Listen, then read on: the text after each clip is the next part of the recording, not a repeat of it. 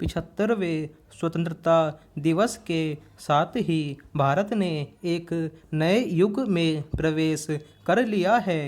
स्वतंत्रता के 75 वर्ष की हमारी गौरवशाली यात्रा यह जगाती है कि आने वाले समय में हम और अधिक तेज गति से आगे बढ़ेंगे और इस क्रम में उन सपनों को भी साकार करेंगे जो हमारे स्वतंत्रता सेनानियों और संविधान निर्माताओं ने भी देखे और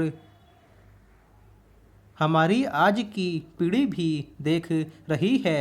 ये सपने हैं सक्षम, आत्मनिर्भर और समरस भारत के, एक ऐसे भारत के जिसमें सभी सुखी और समृद्ध हों और सबके बीच सद्भाव हो।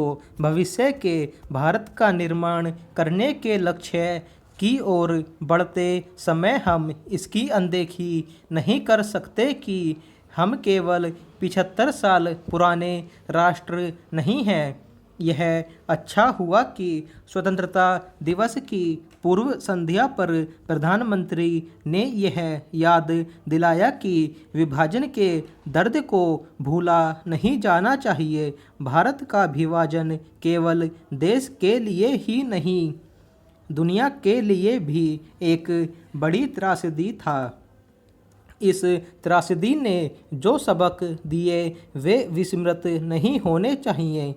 इसी तरह हमें अपनी उस सांस्कृतिक थाती को भी विस्मृत नहीं करना चाहिए जो हमने अपनी परंपराओं में संजो रखी है।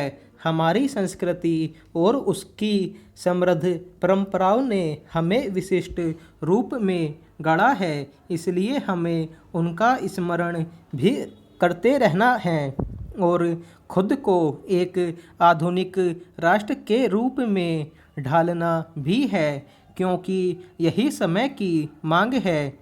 हमें यह हर क्षण याद रखना होगा कि हम हजारों साल पुरानी उस संस्कृति और सभ्यता के वारिस हैं जो समस्त वसुधा को एक परिवार मानती है और जो सबके कल्याण की कामना करती है। स्पष्ट है कि हमें एक ऐसे भारत का निर्माण करना है जो दुनिया के लिए एक प्रेरणा स्रोत बने और उसका नेतृत्व करने की क्षमता से भी लैस हो। यह तनिक कठिन काम है, लेकिन असंभव नहीं। असंभव को संभव बनाने की चुनौती उस क्षण आसान हो जाएगी जब राष्ट्र एकजुट होकर आगे बढ़ने के संकल्प से लैस हो जाएगा। स्वाधीनता का अमृत महोत्सव इस संकल्प शक्ति को जगाने में सक्षम हो। इसकी न केवल सबको कामना करनी चाहिए बल्कि इसके लिए अपने अपने स्तर पर प्रयास भी करने चाहिए। हमारे साझा प्रयास ही राष्ट्र की उन मुश्किलों को आसान करेंगे जो घरेलू और बाहरी दोनों मोर्चों पर हैं। ये मुश्किलें बढ़ने न पाएं, इसके लिए हर किसी को और विशेष रूप से हमारे राजनीतिक नेतृत्व को तत्पर रहना होगा। यह तत्परता उसके कार्य में भी दिखनी चाहिए और व्यवहार में भी। भविष्य के भारत का निर्माण करने और उसे निरंतर संवारने के लिए सबको मिलकर काम करना होगा। इस महायज्ञ में समाज के हर तबके का योगदान हासिल हो सके, इसके लिए हमारे राजनीतिक वर्ग को विशेष प्रयास करने होंगे।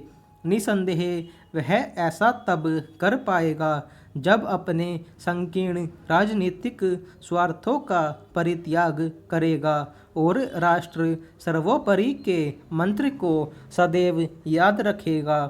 यह ठीक नहीं कि जब यह अपेक्षा की जा रही है कि हमारा राजनीतिक वर्ग अपनी क्षुद्रता का परित्याग कर राष्ट्र निर्माण के लक्ष्य का संधान करे, तब यह देखने को मिल रहा है कि वह अपने संकीर्ण हितों की पूर्ति में बुरी तरह उलझा है।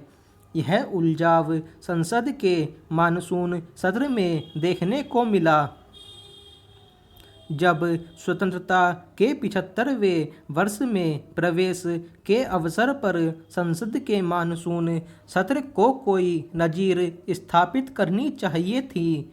तब उसने एक बेहद खराब उदाहरण पेश किया।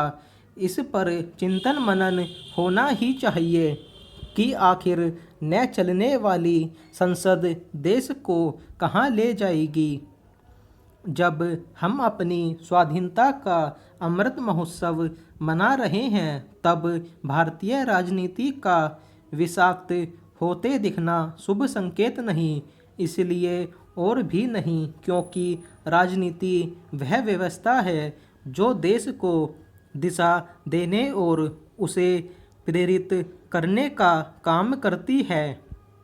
बेशक समय के साथ हर व्यवस्था में सुधार आता है, लेकिन हमारी राजनीतिक और लोकतांत्रिक व्यवस्था में सुधार तीव्र गति से हो, इसके लिए जनता को भी अपने हिस्से की जिम्मेदारी निभानी होगी।